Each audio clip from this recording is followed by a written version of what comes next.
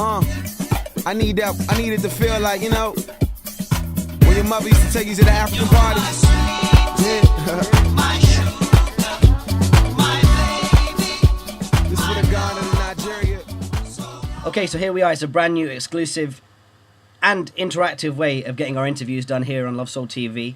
And we had to get this interview done by web chat as soon as possible because, as many of you have seen, the record My Sweetie has broke in the last few days by Wale. It's a fantastic record, big West African influence, and credited to a guy that I've been in contact with for about 6 months by the name of Apple Juice Kid. How's it going, sir? I'm doing good. How are you, man? I'm feeling good, man. And how do you feel now that that record has made the front page of some of the biggest blogs on both sides of the water, from Rap Radar in the US to the Hip Hop Chronicle in the UK? It feels totally amazing. I'm extremely happy. For one, I love the music that I made with Wale on this record. I'm really proud of it, and I'm just so glad that good music resonated with the world on this one. You really tapped into the West African vibe, and my parents are from Kenya as well, so I've had a lot of experience in hanging out in the music spots over in Africa. How does a white kid from North Carolina really create that vibe and that rhythm that you got? I know you're quite the drum addict, but how did that come about? Right. Well, first of all, I've spent some time in West Africa. Nice. When I was studying abroad in Scotland, in Glasgow. During one of the month-long vacations, I just bought a ticket to West Africa, spent some time in Ghana. I've been doing West African drumming since I was like 15 years old, so Wow. It's always been a part of my life. So Wale's manager, Dan Wiseman, who runs a great blog called Elite Taste, he approached me. I've been sending a lot of beats to Wale, trying to get on his album. He said, hey man, me and Wale have been sitting on this one song that we think is going to be a hit. See if you can flip it, because your drum background, we think you're the producer for it. So he gave it to me. I flipped it immediately, made a bunch of different versions for them. They were loving what I was doing, and this was about 8 or 9 months ago. And that was it. Manager, every 3 or 4 months, he's like, man, I don't know if Wale's going to do it. Then the album got wrapped, and I really thought it was over. Then Wale hit me with a text, like probably 2 weeks ago, saying, hey, I'm going to record to your record finally. And a week later, he leaks it, and that's the story about how it went down.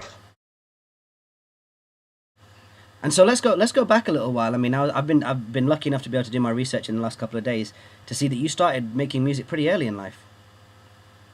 When I was 11 years old, I started playing the drum in band in school, and then was really brought up as like a jazz musician. I was a real jazz snob forever, into bebop, and been making my living off playing jazz for a long time, and then eventually started to have a love of like all kinds of music, and that's what led to me getting curious to start producing about 5 or 6 years ago.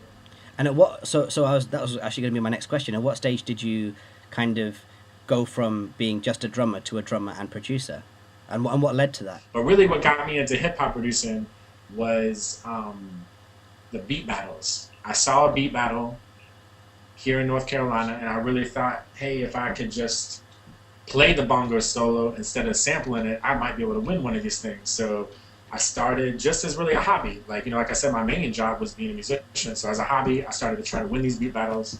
I was horrible at first, and then eventually, got to winning one, and then won a bunch here in North Carolina, went up to New York City, won a few up there that were really important, and that's what really cracked me into the industry a couple of years ago, just winning these beat battles. And that's what got me really inspired to think, okay, I'm going to switch careers or add to my career and be a producer.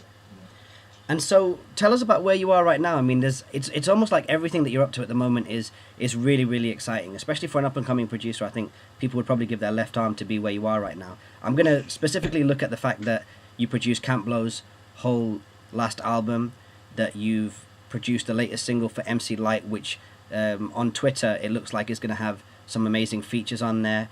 And in addition to that as well, you've got Freebase 808. Creatively, you're covering a lot of ground. I mean, tell us about these projects and what they mean to you and where you think they're going to go. Okay. The Camp Low was wildly important for me to be able to work with established artists, and on top of that, other producers who's listening to this will understand that I got to be in the studio with Camp Low the whole step of the way. There was no emailing tracks back and forth, which is like totally unusual nowadays. For example, the Wale track, like I met him a couple of times, but the whole track got done over email.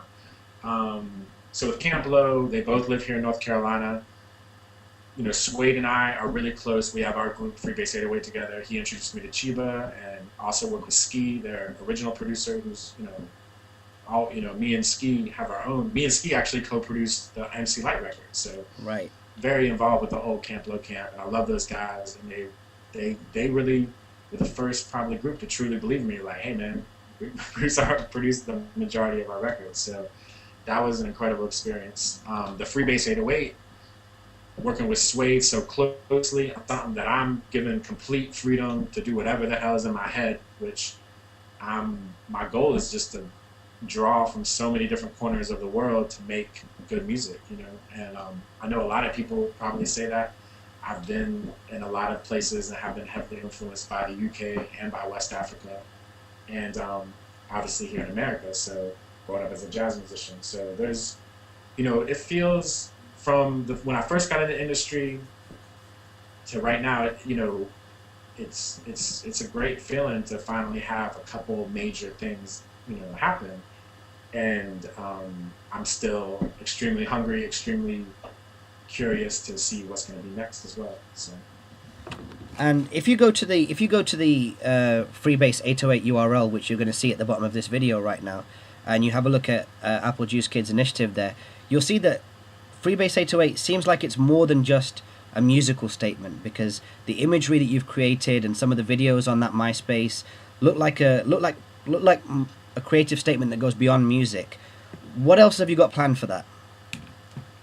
Right, I'm glad you caught that. My whole thing is when I'm totally responsible for the music and it's my vision, I'm adamant that why does this deserve to be here? There has to be something really original and different about this project, which people won't really care. It's just going to be, and obviously you're influenced by what's come before you.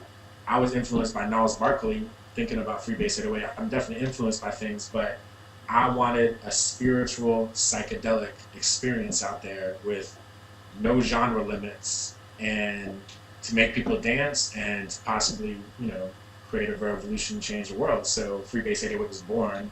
I had to find a partner in crime, which was Suede, who had very similar Pluto, Neptune, desires as well to just make totally, outer space music. So it was a real instant chemistry between us, and we just ran with it, So I appreciate you catching the vibe on Freebase 808. Some people it goes right over the head. Some people love it. Like, oh man, the world needs this. So. I think if there's ever a place to express yourself creatively and let more aspects than just the music be understood, it's the UK.